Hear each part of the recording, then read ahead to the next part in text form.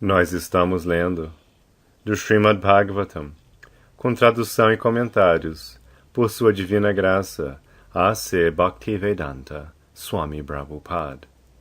Canto 1, capítulo 10, verso 22.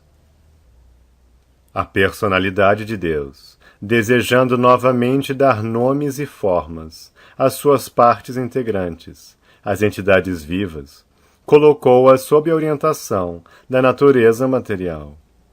Por sua própria potência, a natureza material é dotada de poder para recriar.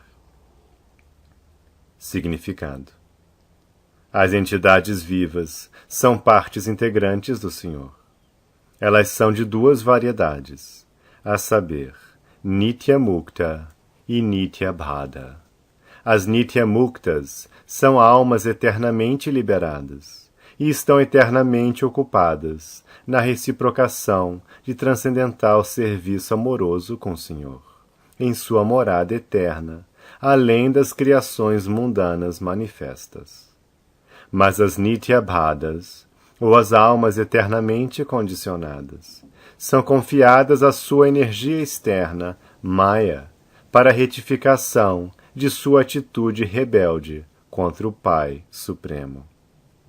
As Nitya Bhadas estão eternamente esquecidas de sua relação com o Senhor, como partes integrantes dele. Elas estão confundidas pela energia ilusória como se fossem produtos da matéria. E assim estão muito atarefadas, fazendo planos no mundo material, em busca da felicidade. Elas continuam alegremente seus planos, porém, pela vontade do Senhor, tanto os planejadores quanto os planos são aniquilados ao fim de determinado período, como se mencionou acima. Isso é confirmado no Bhagavad Gita da seguinte maneira: Ó filho de Kunti, ao final do milênio, todas as entidades vivas emergem em minha natureza.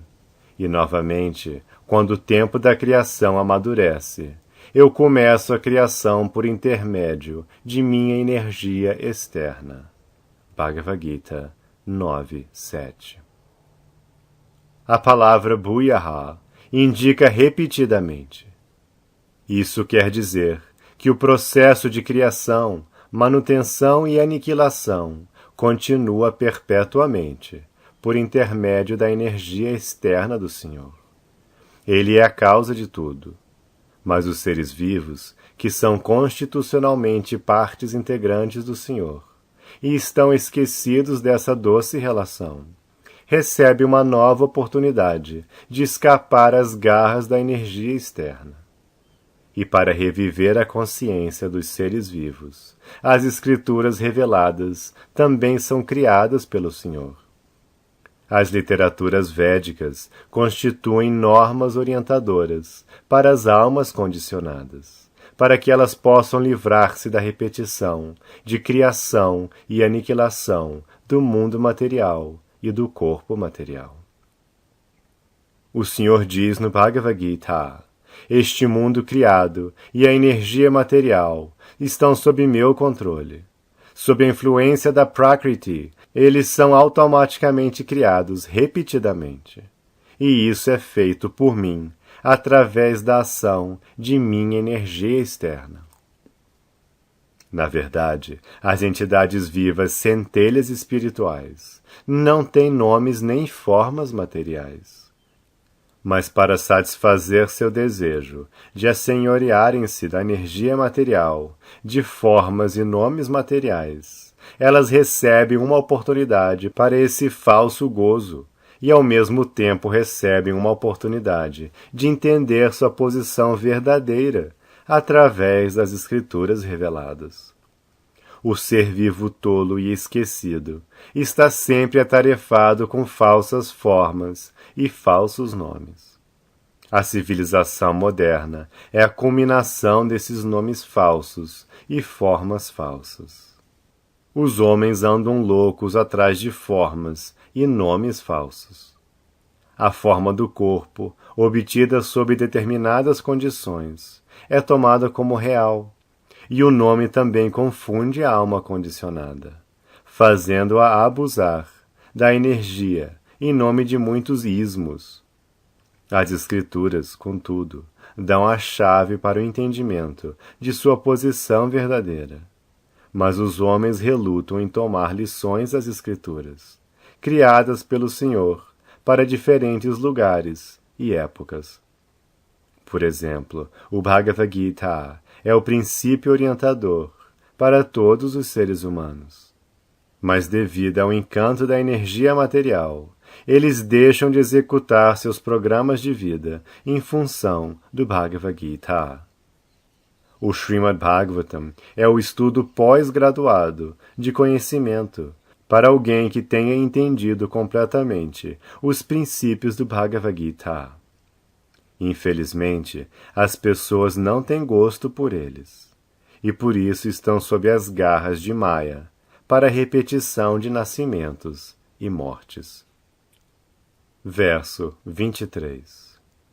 Eis aqui a mesma suprema personalidade de Deus, cuja forma transcendental é experimentada pelos grandes devotos, que estão inteiramente limpos da consciência material, em virtude de rígido serviço devocional e pleno controle da vida e dos sentidos. E esta é a única maneira de purificar a existência. Significado. Como se afirma no Bhagavad Gita, o Senhor pode ser conhecido em sua natureza verdadeira, apenas em virtude do serviço devocional. Desse modo, aqui se afirma que somente os grandes devotos do Senhor, que são capazes de limpar a mente de toda poeira material, através de rígido serviço devocional, podem experimentar o Senhor como Ele é. Jitendriya significa aquele que tem pleno controle sobre os sentidos. Os sentidos são partes ativas do corpo, e suas atividades não podem ser impedidas. Os meios artificiais dos processos yógicos para deixar os sentidos inativos têm mostrado ser fracassos abjectos, mesmo no caso de grandes yogis como Vishvamitra Muni. Vishvamitra Muni controlou os sentidos pelo transe yógico, mas quando ocorreu de se encontrar com Meneka, uma mulher da sociedade celestial, ele tornou-se vítima do sexo, e seu modo artificial de controle dos sentidos falhou. Mas, no caso de um devoto puro, os sentidos não são em absoluto impedidos artificialmente de fazerem qualquer coisa, senão que recebem diferentes boas ocupações. Quando os sentidos se ocupam em atividades mais atrativas, não há possibilidade de serem atraídos por quaisquer ocupações inferiores. No Bhagavad Gita, se diz que os sentidos só podem ser controlados dando-lhes melhores ocupações. O serviço devocional requer a purificação dos sentidos, ou a ocupação deles em atividades de serviço devocional. Serviço devocional não é inação. Qualquer coisa feita no serviço ao Senhor torna-se imediatamente despojada de sua natureza material. A concepção material deve-se unicamente à ignorância. Não há nada além de Vasudeva. A concepção de Vasudeva gradualmente se desenvolve no coração dos eruditos após prolongada aceleração dos órgãos receptivos. Mas o processo culmina quando se conhece e aceita Vasudeva como o todo de tudo. No caso do serviço devocional, esse mesmíssimo método é aceito desde o começo, e pela graça do Senhor, todo o conhecimento verdadeiro torna-se revelado no coração do devoto, devido ao fato de o Senhor ditá-lo interiormente. Portanto, controlar os sentidos através do serviço devocional é o meio mais fácil e único. Verso 24.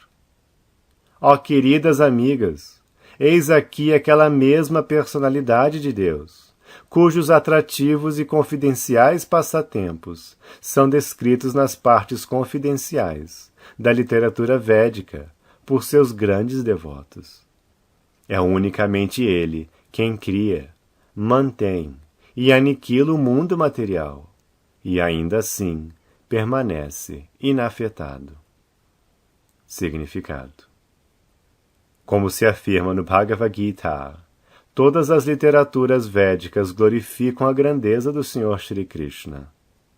Aqui no Bhagavatam, isso também se confirma.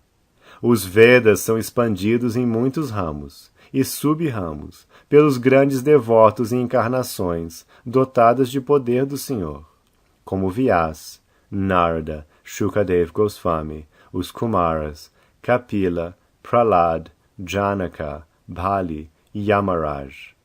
Mas especialmente no Srimad Bhagavatam, as passagens confidenciais de suas atividades são descritas pelo devoto confidencial Shukadev Goswami. Nos Vedanta Sutras, ou Upanishads, há apenas uma insinuação das partes confidenciais de seus passatempos. Em literaturas védicas, tais como os Upanishads, o Senhor é expressivamente distinguido da concepção mundana de sua existência, uma vez que sua identidade é completamente espiritual. Sua forma, nome, qualidades, parafernália, etc., são elaboradamente discriminados da matéria, e por isso ele é às vezes mal interpretado por pessoas menos inteligentes, como sendo impessoal.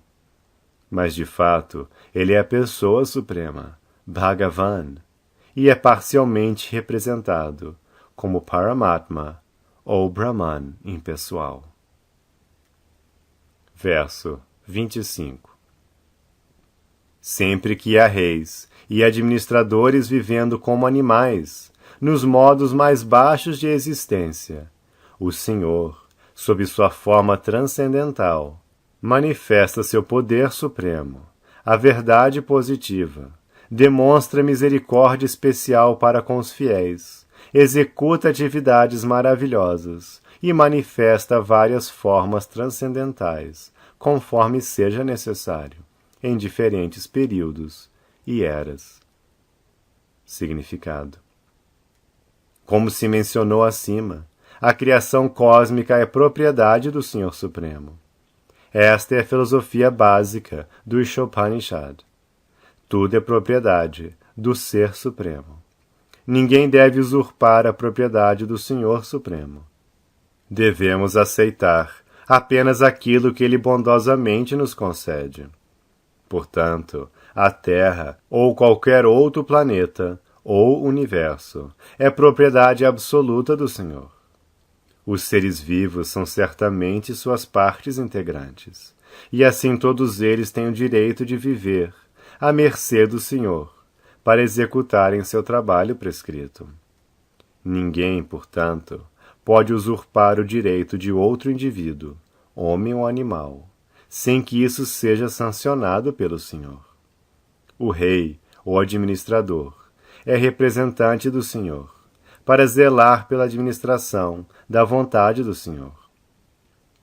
Portanto, ele tem que ser uma pessoa reconhecida, como Maharaj Yudhishthira ou Parikshit. Tais reis têm plena responsabilidade e conhecimento dado por autoridades sob a administração do mundo. Mas, às vezes, devido à influência do modo da ignorância, da natureza material, Tamoguna, o mais baixo dos modos materiais, os reis e administradores chegam ao poder sem conhecimento nem responsabilidade. E tais administradores tolos vivem como animais, para o benefício de seus interesses pessoais. O resultado é que toda a atmosfera torna-se sobrecarregada de anarquia e de elementos viciosos.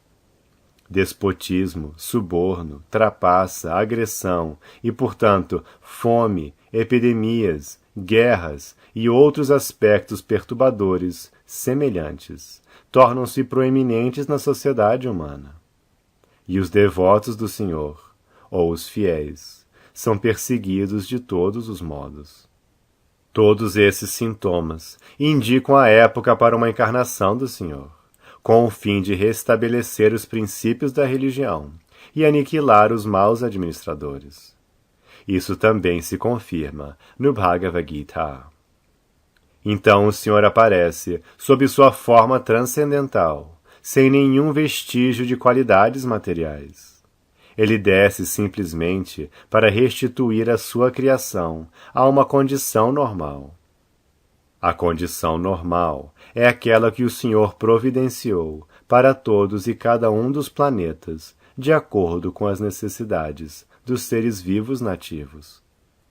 Eles podem viver alegremente e executar suas ocupações predestinadas para, no final, alcançarem a salvação, seguindo as regras e regulações mencionadas nas Escrituras reveladas.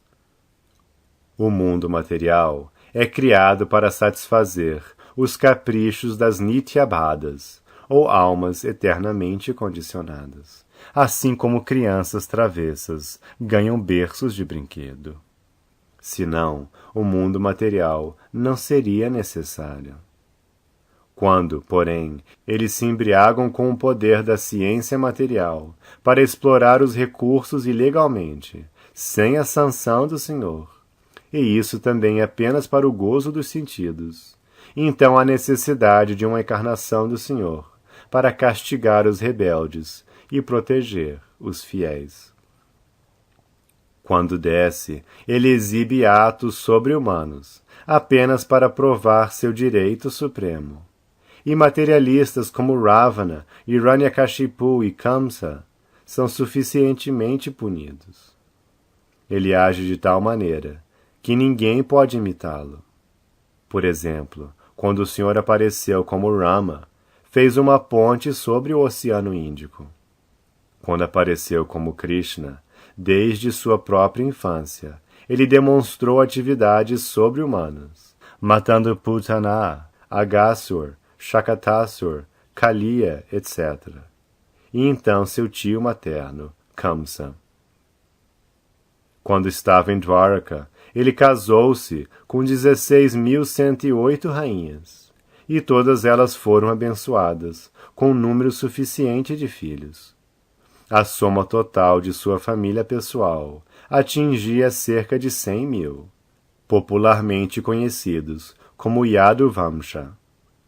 E, novamente, durante seu período de vida, ele encarregou-se de exterminar todos eles. Ele é famoso como Govardhanadhari, porque levantou, com apenas 7 anos de idade, a colina conhecida como Govardhana. O Senhor matou muitos reis indesejáveis em sua época, e como kshatriya, ele lutou cavalheirescamente. Ele é famoso como Asamordha, incomparável. Ninguém é igual ou superior a ele. Verso 26. Ó, quão supremamente glorificada é a dinastia do rei Yadu, e quão virtuosa é a terra de Mathura, onde o líder supremo de todos os seres vivos, o esposo da deusa da fortuna, nasceu e vagueou em sua infância. Significado. No Bhagavad Gita, a personalidade de Deus, Sri Krishna, dá uma vívida descrição de seu aparecimento, desaparecimento e atividades transcendentais. O Senhor aparece numa família ou lugar particulares, através de sua potência inconcebível. Ele não nasce como uma alma condicionada, que abandona seu corpo e aceita outro corpo. Seu nascimento é como o aparecimento e desaparecimento do Sol. O Sol surge no horizonte oriental, mas isso não significa que o horizonte oriental é o pai do Sol. O Sol existe em todas as partes do sistema solar, mas torna-se visível num tempo programado, e da mesma forma se torna invisível num outro tempo programado. Analogamente, o Senhor aparece neste universo como o Sol, e novamente sai de nossa vista em outro momento. Ele existe em todos os momentos e em todos os lugares, mas por sua misericórdia sem causa, quando ele aparece diante de nós, tomamos como certo que ele nasceu. Qualquer pessoa que possa entender essa verdade, de acordo com as afirmações das Escrituras reveladas, certamente libera-se logo após deixar o corpo atual. A liberação alcança-se após muitos nascimentos e após grande esforço, com paciência e perseverança, com conhecimento e renúncia. Mas simplesmente por conhecer de verdade sobre os nascimentos e atividades transcendentais do Senhor, pode-se obter a liberação de imediato. Este é o veredito do Bhagavad Gita. Mas aqueles que estão na escuridão da ignorância concluem que o nascimento do Senhor e suas atividades no mundo material são semelhantes àqueles do ser vivo comum. Essas conclusões imperfeitas não podem dar liberação a ninguém. Seu nascimento, portanto, na família do rei Yadu, como filho do rei Vasudeva, e sua transferência à família de Nanda Maharaj, na terra de Mathura, são todos arranjos transcendentais, feitos pela potência interna do Senhor. As fortunas da dinastia Yadu e dos habitantes da terra de Mathura não podem ser avaliadas materialmente. Se simplesmente por conhecer a natureza transcendental do nascimento e atividades do Senhor, uma pessoa pode facilmente obter a liberação, podemos apenas imaginar o que se reserva àqueles que realmente desfrutam da companhia do Senhor, em pessoa, como membro familiar ou vizinho. Todos aqueles que tiveram a fortuna de associar-se com o Senhor, o esposo da deusa da fortuna, certamente obtiveram algo maior que aquilo que é conhecido como liberação. Portanto, deveras, a dinastia e a terra são ambas sempre gloriosas, pela graça do Senhor. Verso 27. Sem dúvida, é maravilhoso que Dwarka tenha superado as glórias dos planetas celestiais e destacado a celebridade da Terra.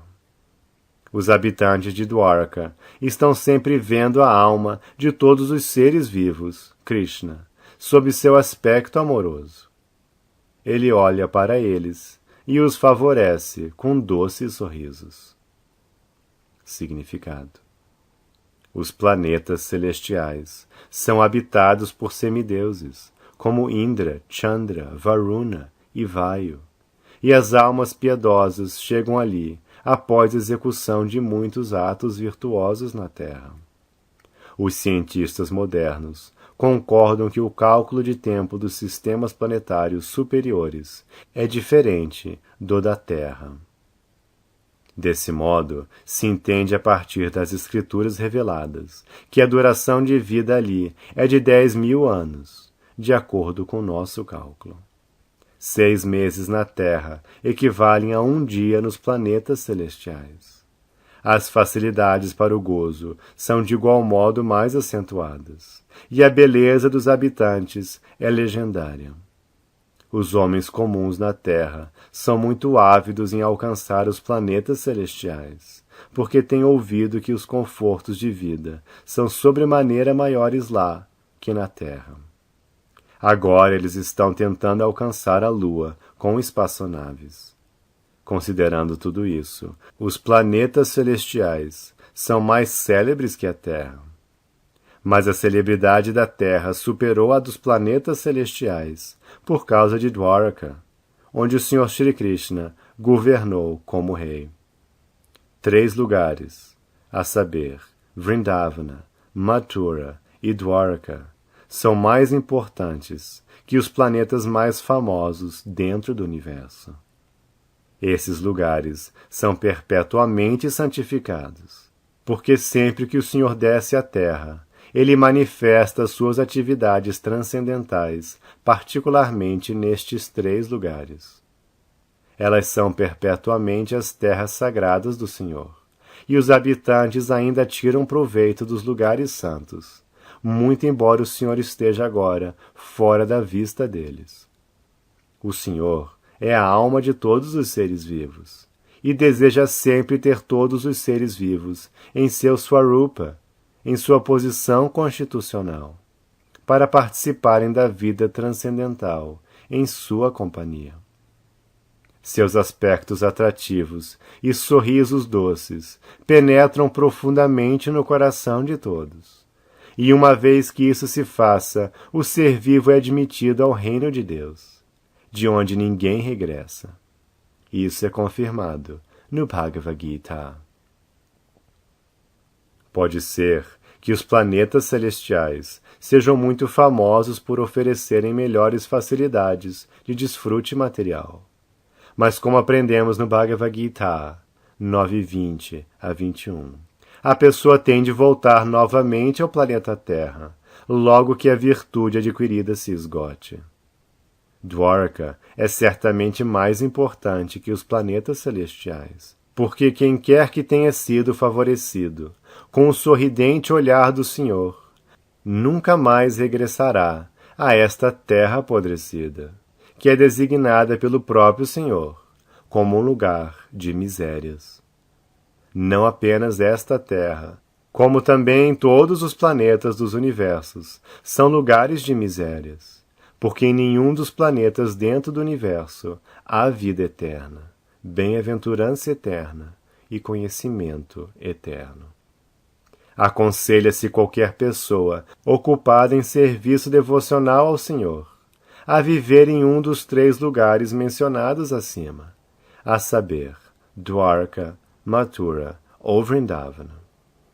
Porque o serviço devocional nestes 3 lugares é ampliado, aqueles que vão ali para seguir os princípios de acordo com as instruções transmitidas nas Escrituras reveladas, certamente alcançam o mesmo resultado que se obtinha durante a presença do Senhor Shri Krishna. Sua morada e ele mesmo são idênticos, e um devoto puro, sob a orientação de outro devoto experiente, pode obter todos os resultados, mesmo hoje em dia.